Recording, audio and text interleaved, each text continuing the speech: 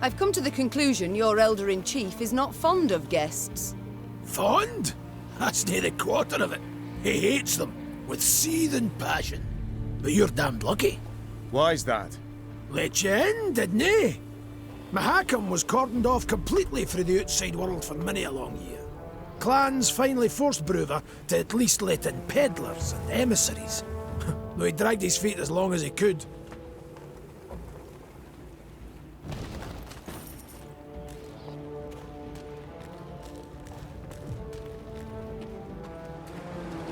Quiet, wench. You'll scare the fish off. Crevens! Trout was already nipping at the bait, and you came along and frightened it off. Duvel shice! Duvel shice! Duvel shice!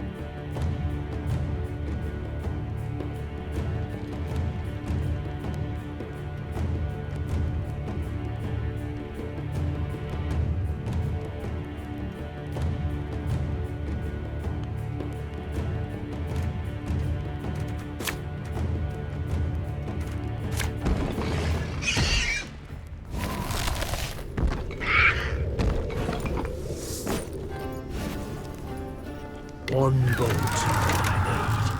Watch your heads!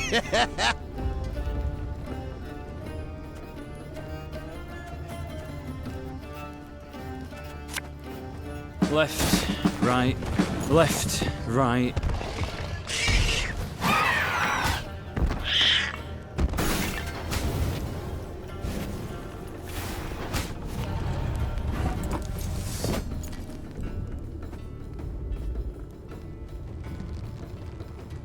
Give me a target.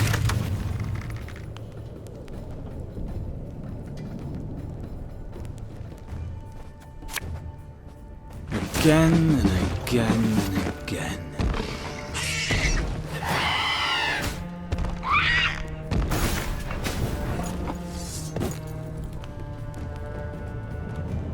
Oh, Lyrian lummoxes.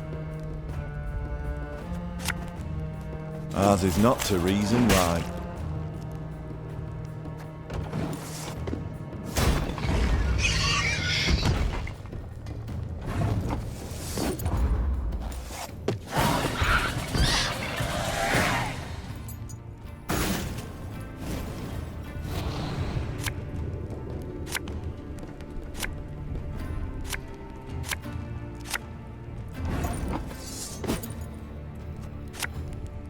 Without hesitation.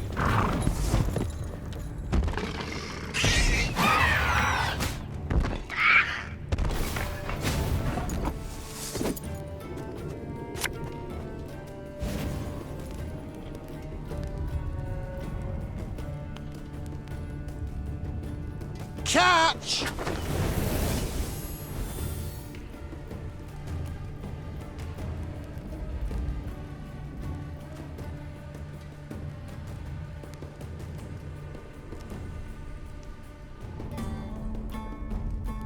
Her Majesty is exceptional.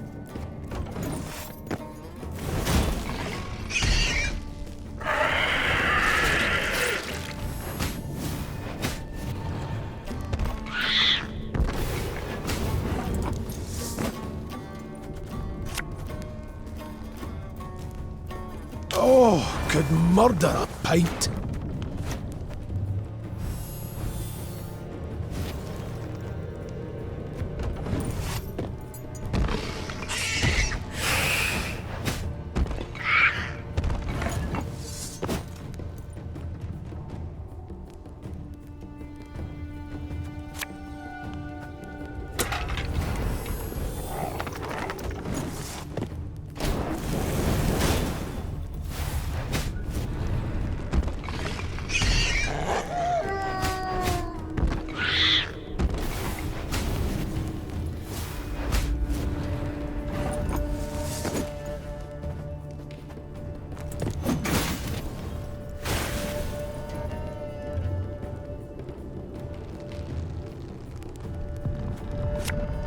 Thing about slings, they hide well.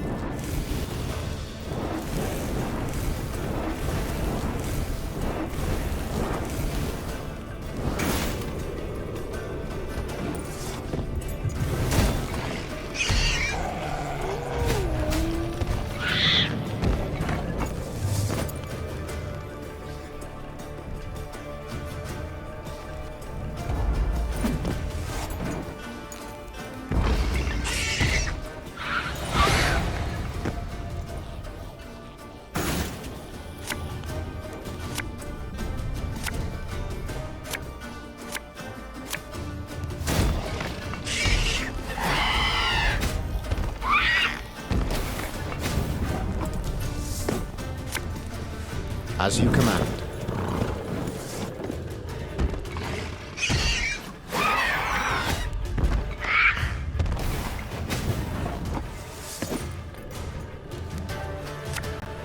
Enough chit-chat. Draw your weapon.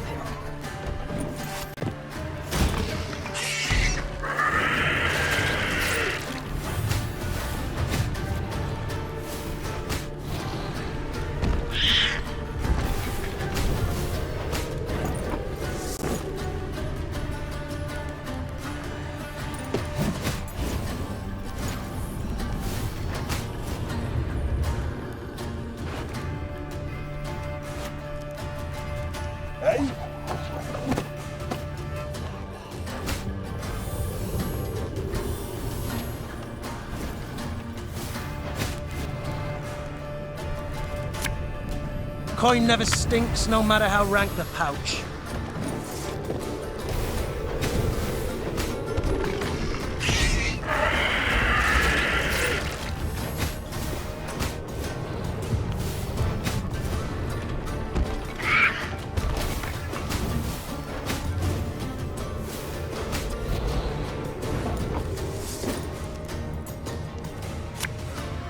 It's not too late to walk away.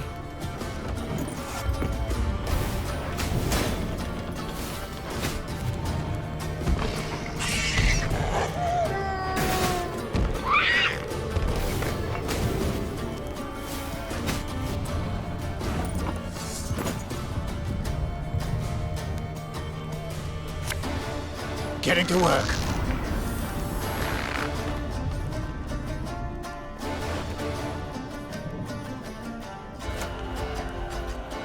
Off to the front yet again.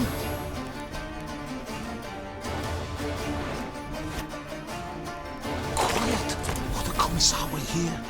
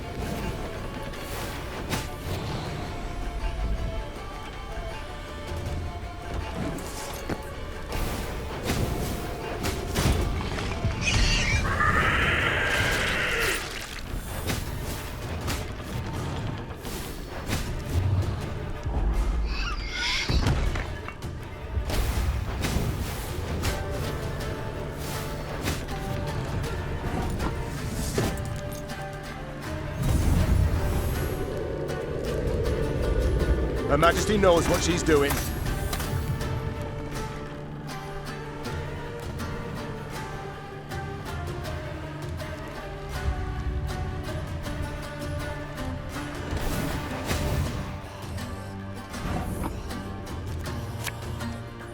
I fear not, for faith guides me.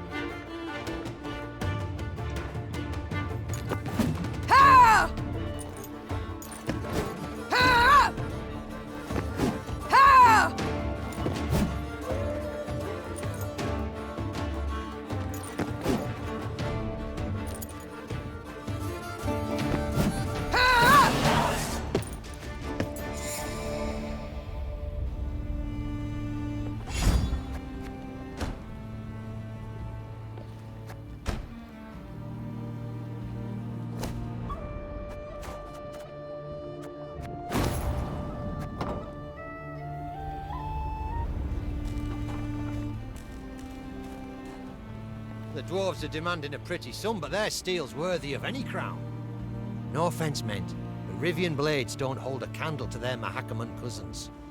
Their elders just a tad eccentric.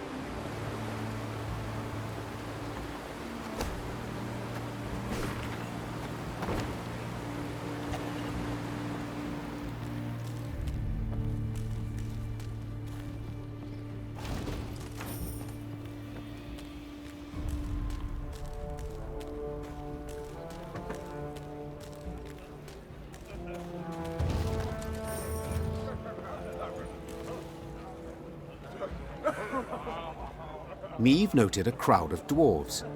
They were several dozen, many holding baskets brimming with dried sausages, soft, puffy pretzels, and jugs of frothy beer. What is this gathering? She asked Gabor. These folk, they're the parents of youngsters who are to return today from their Drek thing.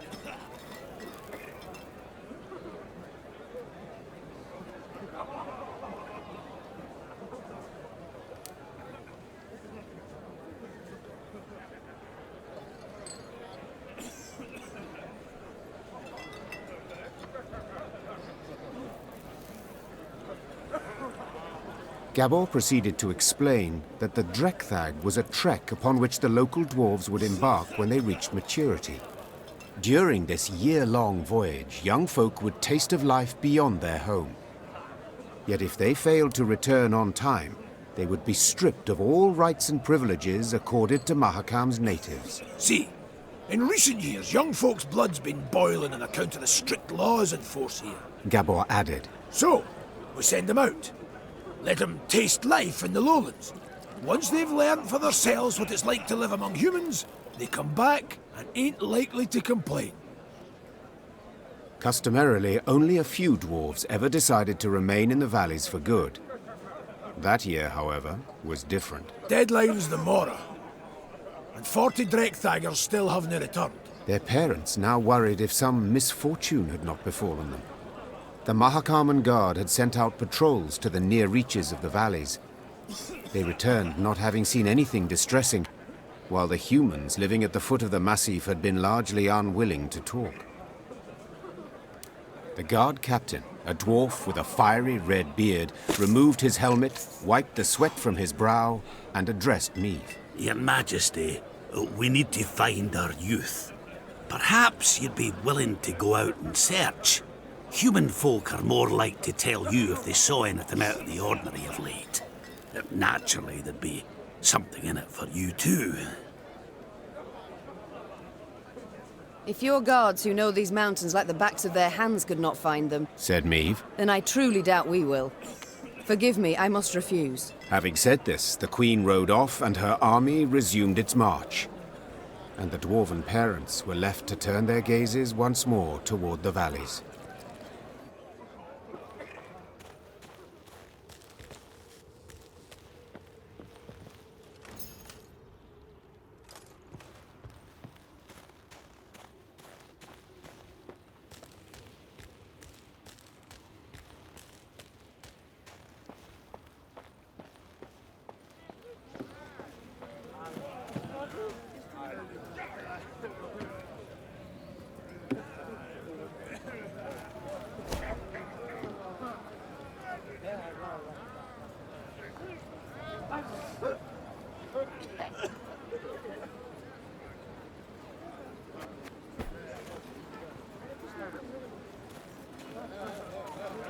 The Queen noted a building with unusually lavish ornamentation, including shining bronze roof tiles and glistening rock crystal window panes.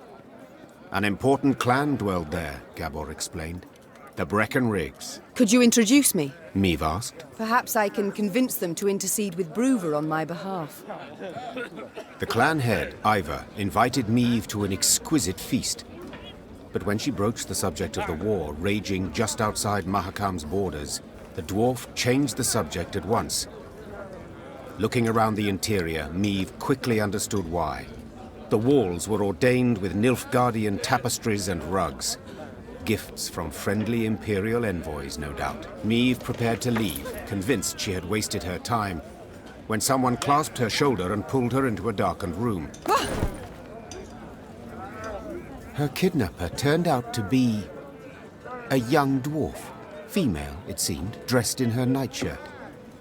She introduced herself as Ivar's daughter, Eudora Breckenrigs, and openly admitted she had eavesdropped on Meve's dinner conversation. Listen, me dad's stubborner than an old goat, but I'll convince him to help you.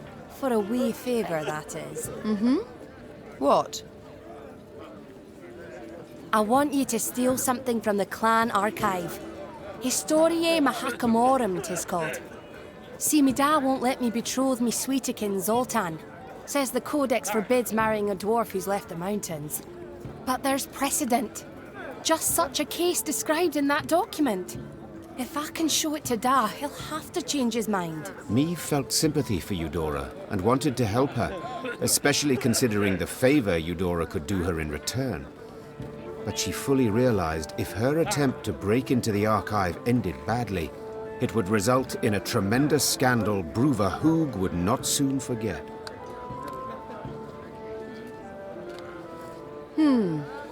The pot's worth the play, I believe. Fine. I accept your offer. They then shook hands, sealing the deal. Meve had to bite her tongue to stop from crying out, for the young she-dwarf had the grip of a brawny blacksmith. Meve returned to her company and, massaging her sore hand, presented Eudora's offer. Gascon volunteered for the task at once. Thievery's my forte. The dwarves won't notice a single mothball out of place. Gascon snuck into the archive under the cover of darkness. Just as he was tucking Eudora's desired document into his cloak, he heard dwarven boots clanking down the stairs. Damn it! Gascon swore. I can't let them catch me.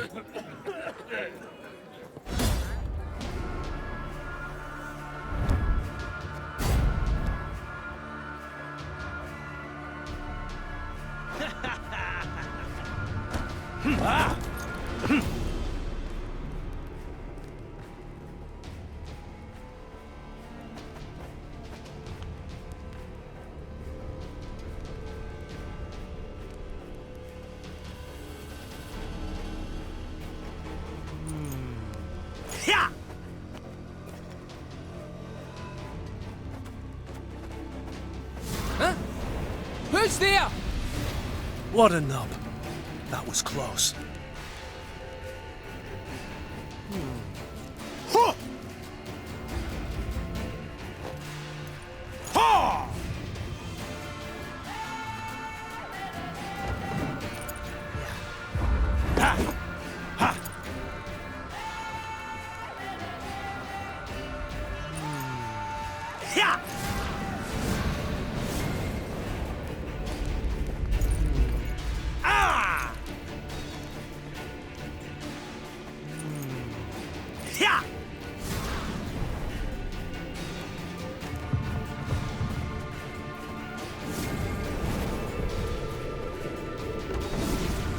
Piece of cake.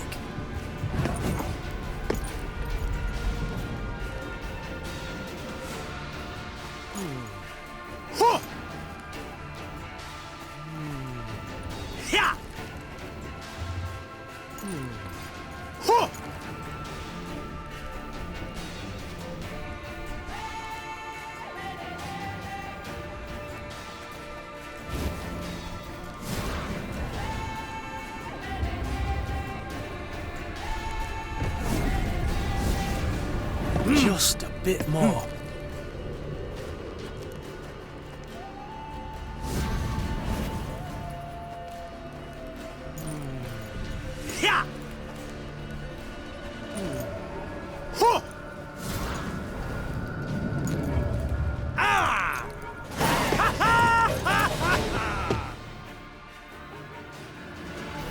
Luckily, Gascon managed to do the deed quietly, so the dwarves never found out who had broken in.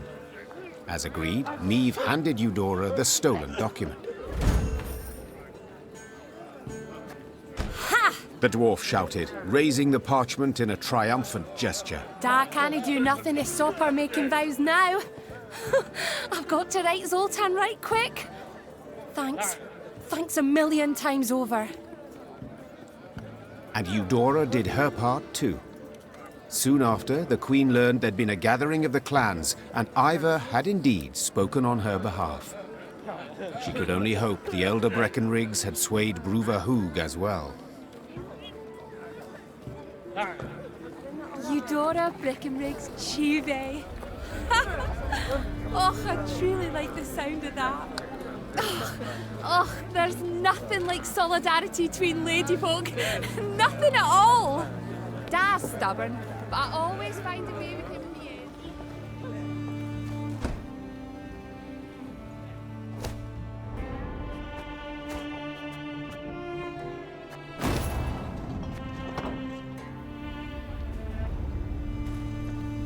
You can count on us, Queenie. Ivor'll be a wall at your back, stout and strong. You're no cold without a beard. What are you poking me for? Ah, scrounging for coin, no doubt. Righty then, take this pouch and kindly get off my arse. You're no cold without a beard. Ah, you thundering dope! I told you to hold your horses or you'll shake the hitch loose. Oh, now you're a bleeding expert, are you? You overloaded the damn cart, that's why it's busted. A wagon lay strewn across the middle of the road. Behind it stood others, some loaded with gold, jewels, and other valuables, others groaning under barrels of pickled meat. Each dwarf had his own theory about how the accident had come about, and thundered it out to all and sundry, peppered with choice invectives. An odd caravan. Meve said. They don't look like merchants. Nay, they ain't. Gabor answered. Dwarves of the Ferens clan, carrying gifts for the Drake. Remember Keltilis? When he took roost here, Ferences fought him for near a century. Then the dragon got weary of fighting and they realised he weren't going nowheres, so they cut a deal. He didn't bother them. They give him what he needs. Well, well. And these offerings they send often? Every week. Excuse me, got to separate them lads, before they tear out each other's beards. Hey there! Cool your idiot heads!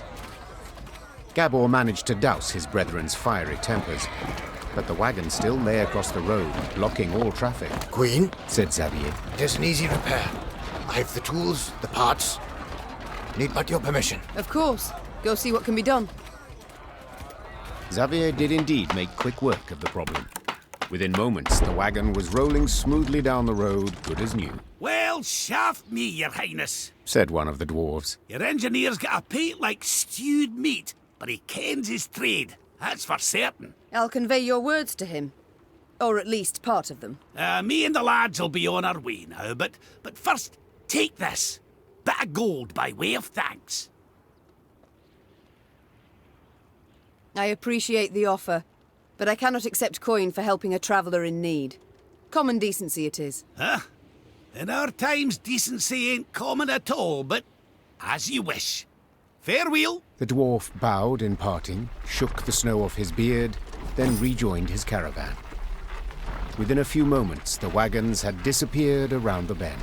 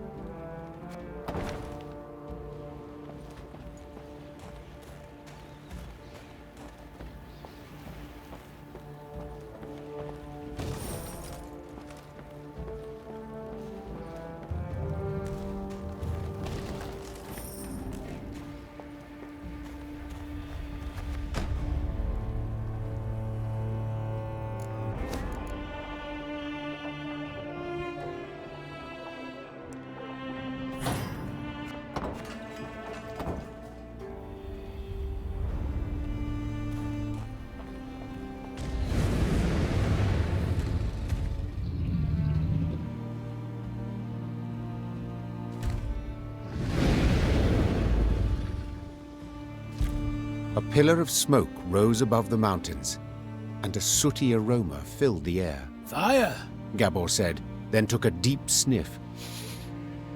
Perhaps a bolt struck some barren trees? No, Meve said curtly. I know that scent too well.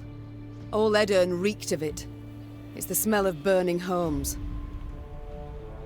The Lyrians quickened their gait. Soon they saw a town fully aflame, and a roaring, furious dragon above it. That's your Keltilis? Gascon asked, shielding his eyes from the sharp glare emanating from the city. You were right. perfectly harmless. Dinna ken what's got his knickers in a bunch, the dwarf said, grabbing his axe from his belt. Queen, we got to make haste to the rescue. Smother your fears, Sir Dwarf, Ake proclaimed. Without waiting for Meve's reply, he dropped his lance and galloped headlong towards the burning city. Follow me! Slay the Viper!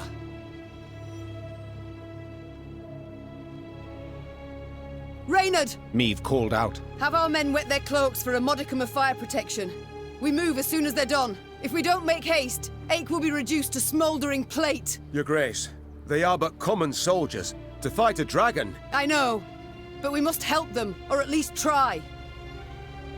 While Reynard went to pass on the order, Meve turned to Gabor. This dragon, has it any weakness? Fear not, said the sombre dwarf. Except a fondness for raw meat. Meve nodded and swallowed dryly. Despite the cold, she felt sweat pour down her scalp. Stifling her fear, Meve gave the order to attack, and her soldiers rode into the flaming city. From up close, Keltalis looked even more terrifying. Though enormous, he moved with shocking agility, like a lizard scurrying over sand. With one swing of his paw, he snapped the necks of 3 dwarves, then bisected a 4th with a powerful bite. After that, he turned his attention to the Lyrians. More of you! He said, twisting his bloody maw into a horrifying smile. God!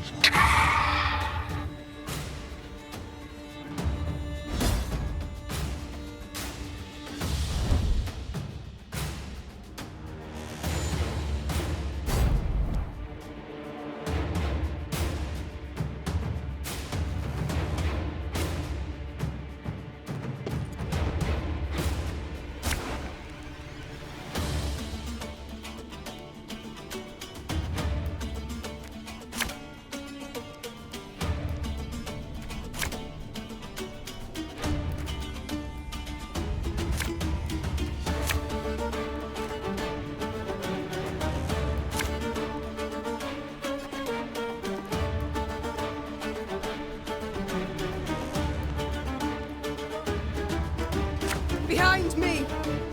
Stay together!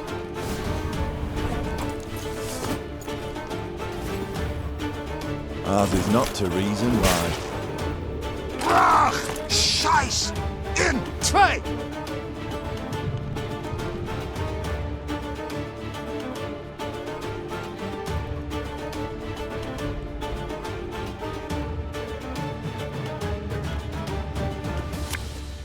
Without hesitation.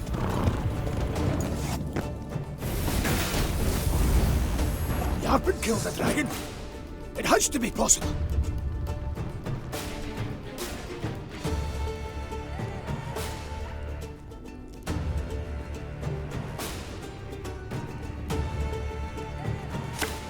Catch!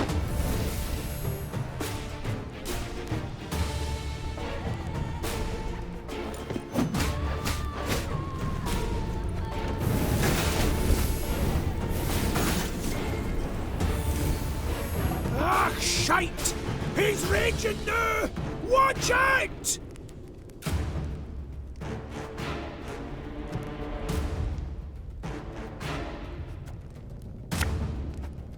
Again and again and again.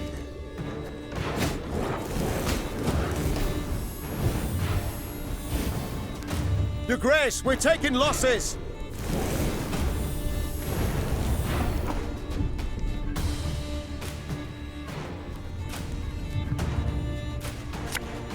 An army's a waste of time for one like me.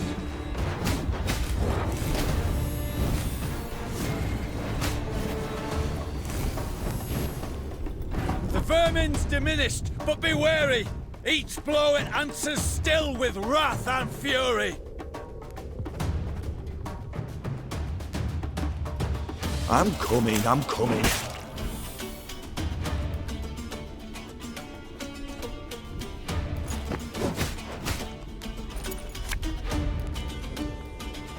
Prepare to fight, if you've any honor.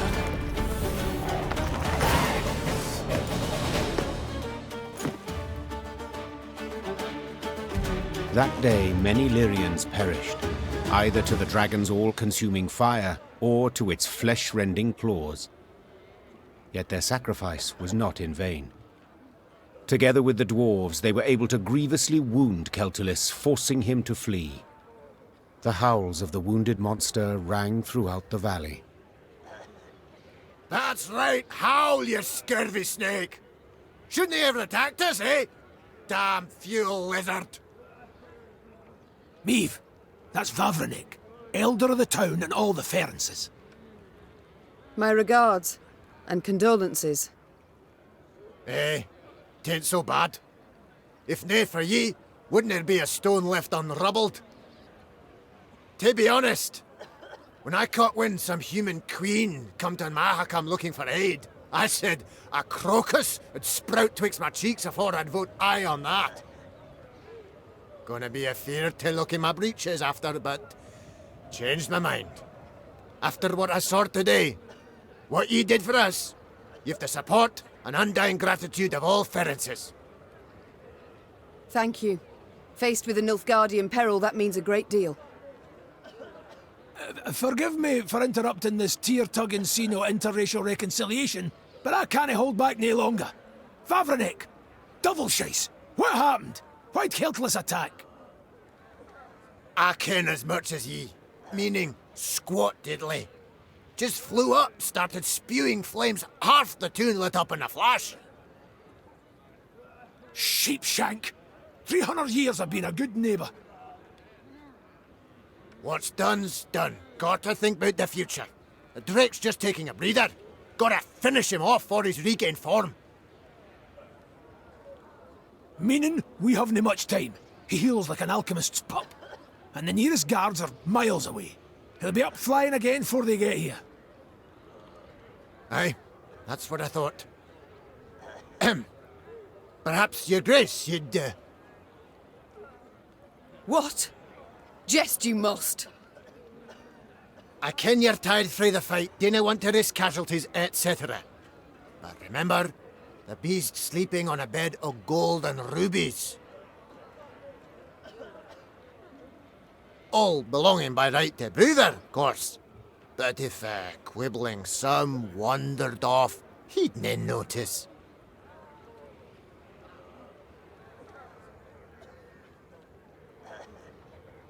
I admit that does alter my calculations.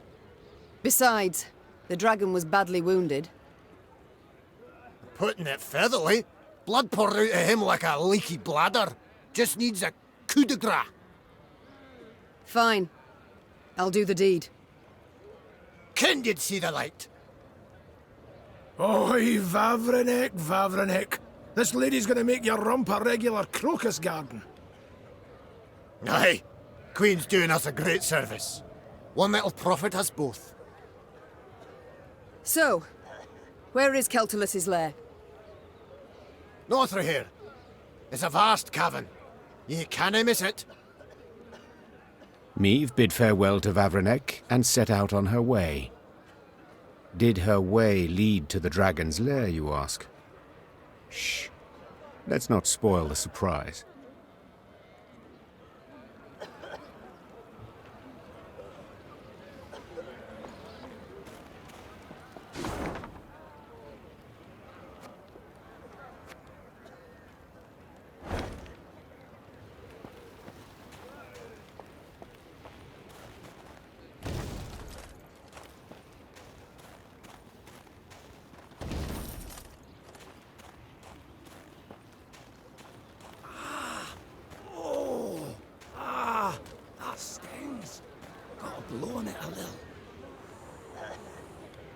Trust a boarhead, and what do you get? A singed bahookie. Brown, red, gold. Every dragon's a right bastard. Wait! I'm coming with ye! Gonna beat that scaly bastard so hard he'll shoot fire out his arse!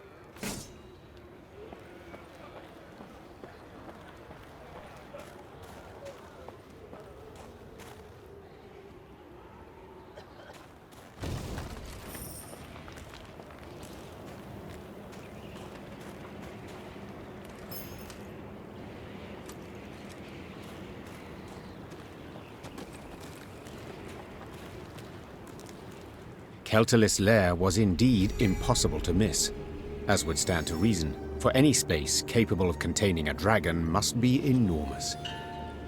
The lair's maw, a black triangle cut out of a vast plain of snow, loomed from afar. Confirming the dragon's presence was the powerful odor emanating from it, one of sulfur and blood. Well then, Gascon said, ready to become a legendary dragon slayer? My father oft said, never should you count pelts till the hunt is through. Meve said, dismounting her horse. It's all the more true when you hunt dragons. He's wounded, yes, but one puff of flame, and we shall be not legends, but corpses. Leave all thoughts of foolhardy bravery behind. The Lyrians crept across the dragon's threshold. They walked single file, shields raised, watched by bats hanging from the ceiling. Keltalis lay curled up on a bed of diamonds and gold coins turned red from his blood. Seeing how he strained merely to lift his massive head, Meve knew the dragon no longer posed any threat. Come to finish what your poison began? The monster croaked hoarsely. Fine. Do it then. Keltalis turned over, exposing his vulnerable underbelly, and waited calmly for the fatal blow.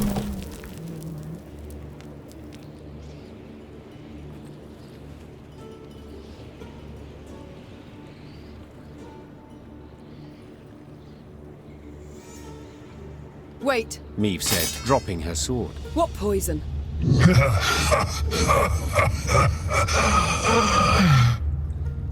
Keltalis laughed while squeezing his bleeding side in pain. So they didn't tell you? Lousy munchkins. Hey! Watch your tongue! Gabor yelled. Sides! I didn't ken anything about it. Keltalis looked the Lyrians over mistrustfully with his snake-like eyes, then began to tell his tale. The caravan Meve had met on the road was different to the others. This time, Keltalis's meat had been pickled in a special brine, one spiked with poison. As the dragon lay curled up in pain, Ferenc dwarves entered his lair and smashed his legs. So if I understand correctly... Meve interrupted. You're female? Correct. Same as you. As if on command, all Lyrian eyes turned to Gabor. Can you look at me? We didn't peek under his, its tail. If I may. Reynard interjected. These revelations about Keltalis's sex are undeniably fascinating. But I'm more curious why the Ferences stooped to such a dishonorable deed. That's easy enough to guess. Meve said. They were afraid the dragon would soon demand more tribute to feed its young. So they decided to strike preemptively. A wise and noble deed. Ake cried. Evil must always be nipped in the bud. To the Ferences' misfortune, they delivered too small a dose of poison. Infuriated at the sight of the broken eggs, the dragon gathered its strength and flew to the nearest town. Meve saw for herself what happened then. And now it was up to her to decide how this story would end. The dragon had killed dozens, perhaps even hundreds, but had been provoked first by the dwarves' heartless cruelty. Did it thus deserve death or mercy?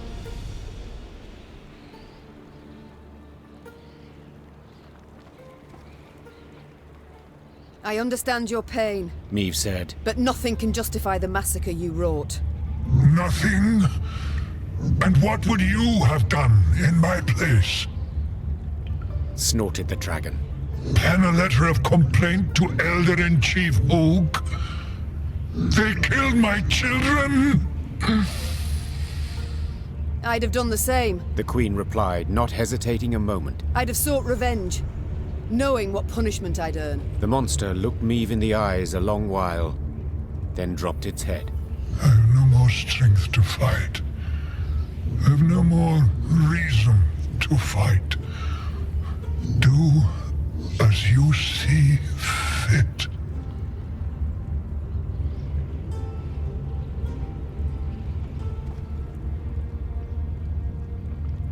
Meve raised her sword high and swept it down with enormous strength, cutting the scaled belly in twain. The monster bellowed out a long roar and writhed its tail, scattering diamonds everywhere. Then grew still. Keltalis, the last red dragon between the Great Sea and the fiery mountains, had breathed his last. There followed a strange silence. No one cheered, no one clapped. Only Ache whispered a prayer of thanks under his breath. That was... Gascon said, the first to break the silence. Not terribly epic. What'd you expect? Gabor said, arms akimbo. Fanfare and fireworks. The mountain to quake. He up and died. What else would he do? I am certain, Your Grace, Reynard said, that the poets will endow this moment with the appropriate splendor. I'm sure they will. The Queen said, sheathing her sword. For they are liars.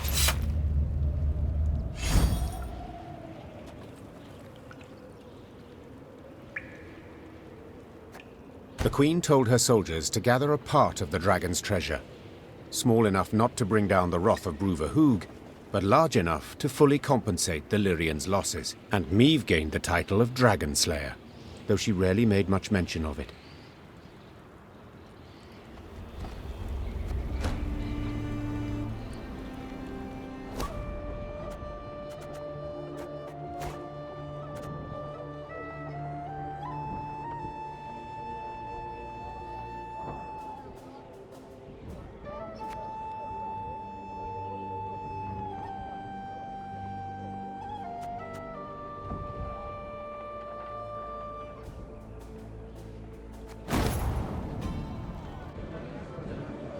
Your Grace? Farewell, Ache.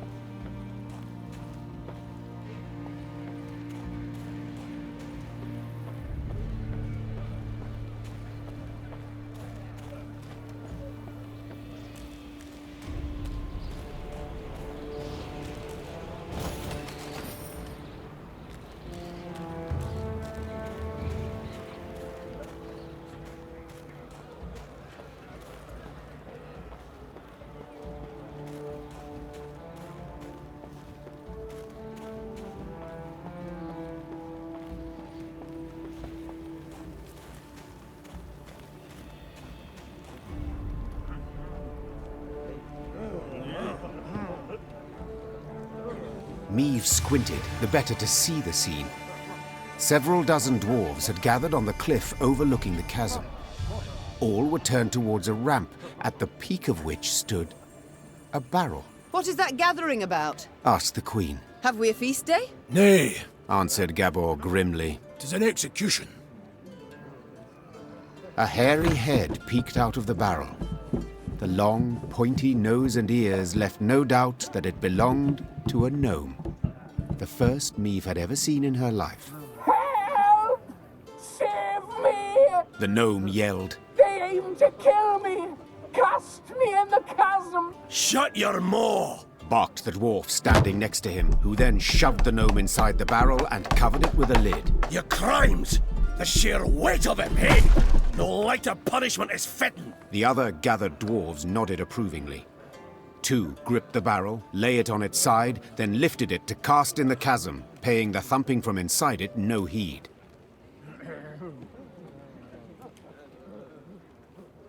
Meve leapt from her horse, and ignoring Gabor's objections, scrambled up the ramp. Oi! You're not allowed! Hey, damn it! What do you think you're doing? I think it's obvious. Preventing the execution. Thanks be to the gods! Whoa, wench, you've no such right. Judgment's been handed down. Sentencing's done. Yes, and a cruel sentence it is.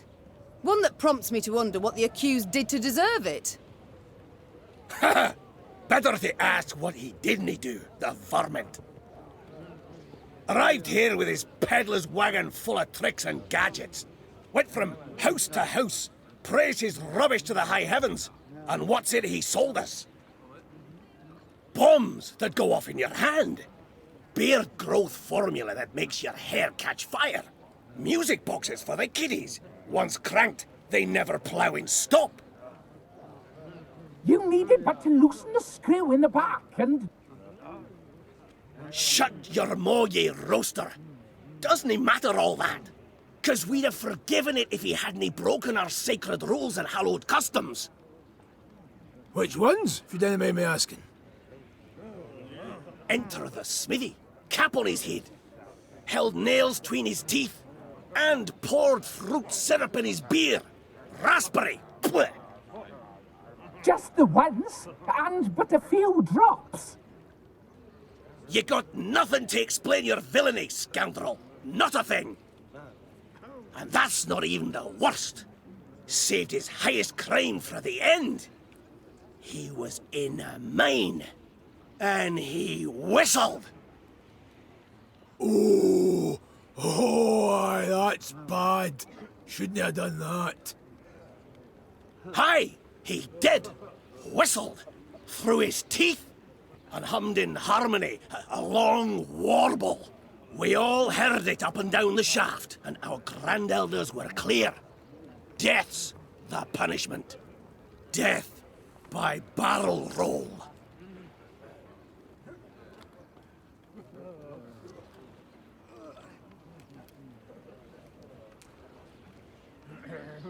Wait 1 minute. What exactly does the Four Dwarfs Codex say? Which stricture did he violate? What did... How's it a wench and a human one to boot know about the code? This human wench has a head, and a capacious one. Well, have you an answer? The code says thus. 'Tis a crime most grievous to whistle in a mine.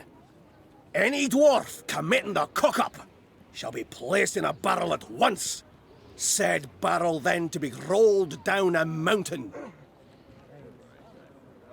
Any dwarf. The situation's clear. If my senses do not deceive, the accused is a gnome. Aye, but the code's not to be taken literal, like. It's to be interpreted. What the ancient elders had in their heads, why, that's got to be divined. Nothing to be divined here. You got to be a dwarf to be a dwarf, not no bloody gnome.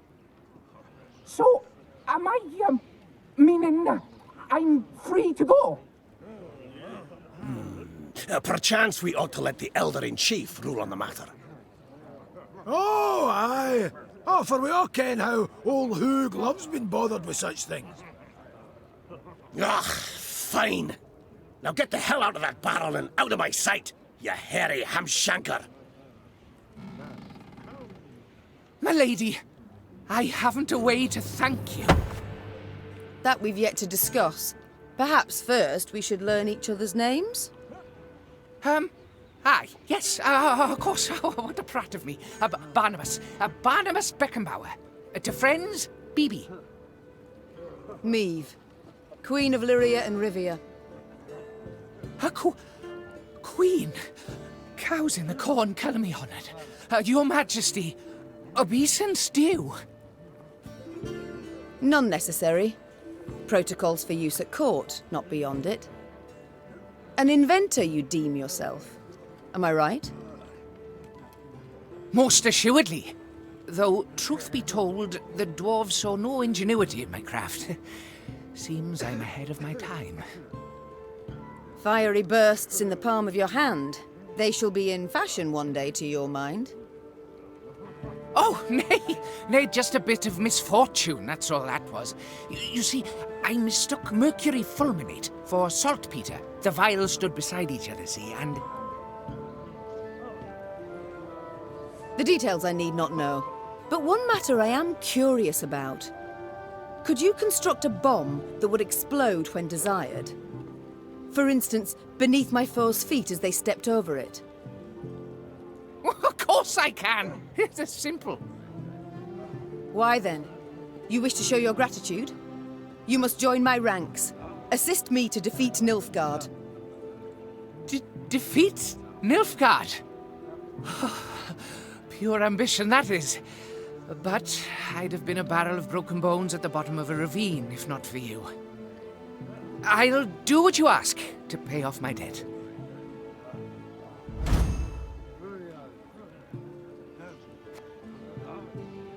And thus, for the first time in Lyrian annals, a gnome enlisted with the army. And though Barnabas Beckenbauer was diminutive of body, this new recruit would prove his worth on more than one occasion.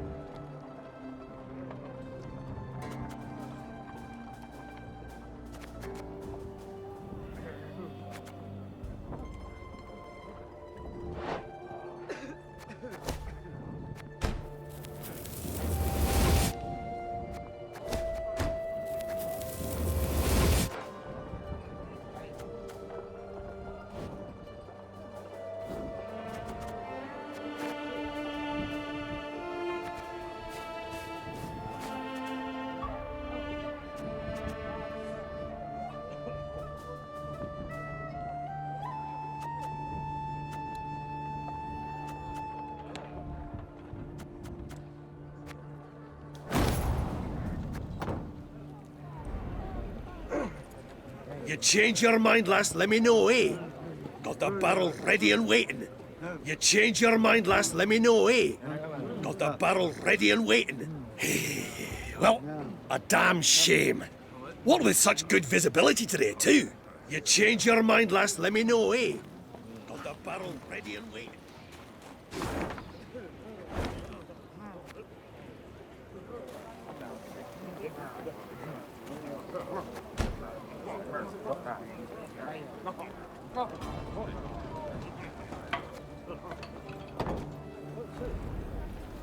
Every year more monsters crawl out for spring cleaning.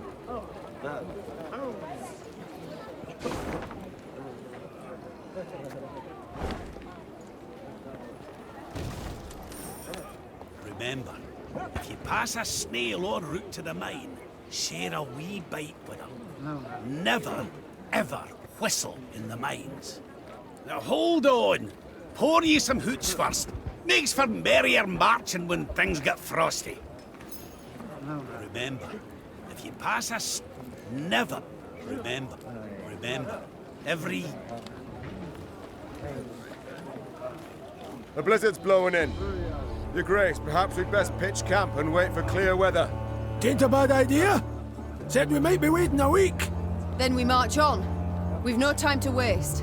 While we ride to and fro begging aid, Nilfgaard grows in power. We must obtain reinforcements as quickly as possible and liberate our home.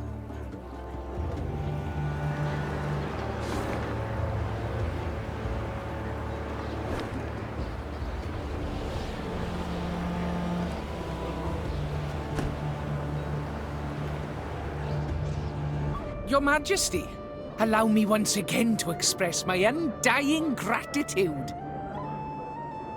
You're most welcome, Barnabas, but please, we haven't need for any formalities when speaking alone. Well, of course. How might I help you then?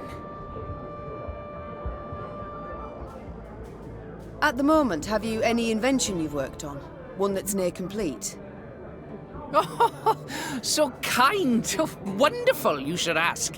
See, I've ever had an avian fascination. For birds, you see. Their wings, bones. The structure's perfect. The aerodynamicism, the plumage. In short, I believe I can fly. I beg your pardon? Yes. Yes, I'm learning to fly. Fly.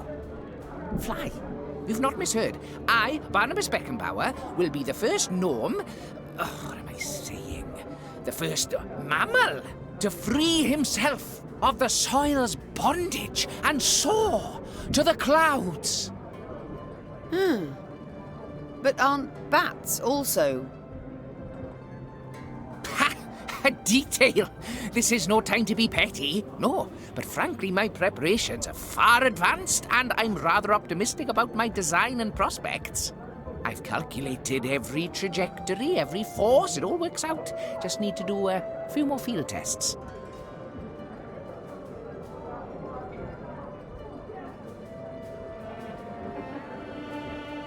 Did you have volunteers try it, or did you test the design yourself? Naturally, I must stay on the ground, who take all the measurements elsewise. Luckily, there's no lack of thrill-seekers in Mahakam. Most eager to etch themselves into the annals. My first prototype, the Skylicker, I dubbed it. Oh, Your Majesty, if you'd only seen the beauty. Flew over 120 ells. Truly? Colour me impressed indeed. He must have made quite the name for himself, your brave volunteer. I'm certain he's caught the eye of every she-dwarf in Mahakam since. Oh no, he's dead. The landing, it was rough. And then a bear sauntered by, didn't help any. Anyhow, as he died, the dwarf swore he regretted nothing. Brave lad. A bit daft, though. I see. But the next time you request I try one of your inventions, I'd ask you to remind me of this touching tale.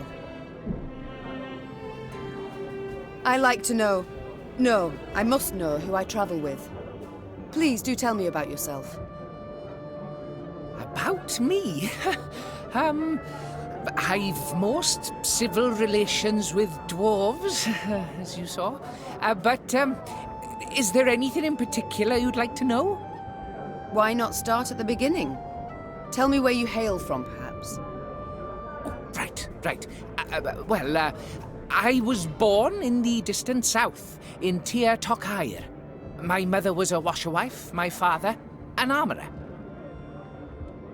Soon as I'd passed 40 winters and could strike out on my own, I left the family, my native parts. So I've been on the road now about, 20-odd years. Indeed. A rather long while. Did the south simply not suit you?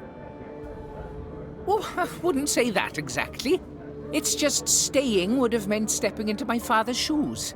Then forging blade after blade, plate after plate. Oh, Just thinking on it sets my head a-spinning. Not for me, that, no. No, nature. The world's so rich in mysteries, in wonders left to discover, and ways to make it a better place.